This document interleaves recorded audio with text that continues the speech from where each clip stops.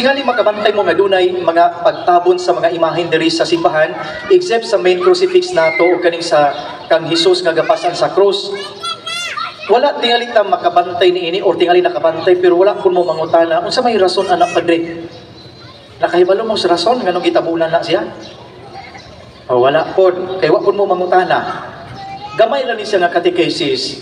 Ang ato aron kasaulugan ilabi na ning Holy Week, naghagit ni nato sa pagsintro and redirect our attention ngadto sa pag-focus kang Kristo. Walay lain nga sintro sa atong kinabuhi except kang Kristo nga ato ang Ginoo.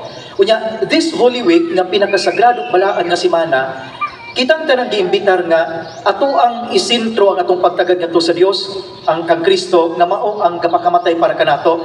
Gitabunan ang mga santos aron nga dili mabahin ang atong atensyon.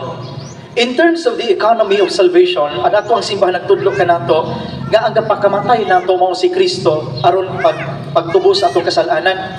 Ang mga santos igo ra nang gatabang natong ampo.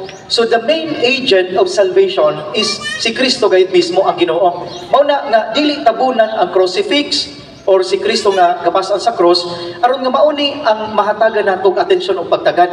Padapli ng una tong mga santos kay sekondary lang na sila. Muna nga tabunan nato aron nga walay kompetensya and distraction in terms of the focus nga atong ihatag ato kay Kristo, especially this Holy Week.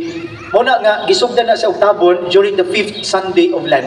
Mauna ang kahulugan, mauna ang simbolismo, mauna ang espirituhanon nga implikasyon ngano nga dunay pagpatabon sa mga imahen sulod sa simbahan. Aron walay distraction, walay kompetensya, o ang ato ang sentro o focus mao gayud si Kristo, especially this Holy Week. Mauna siya ang rason.